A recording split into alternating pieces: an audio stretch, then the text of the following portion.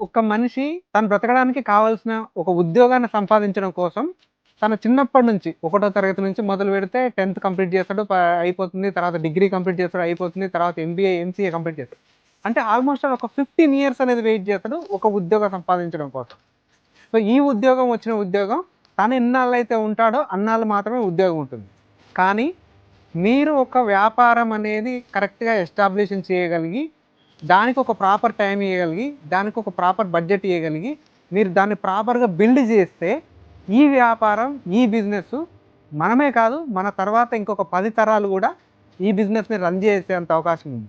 అంటే ఒక 10 తరాలు రన్ చేసే బిజినెస్‌కి మనం ఎంత టైం ఇస్తున్నాం?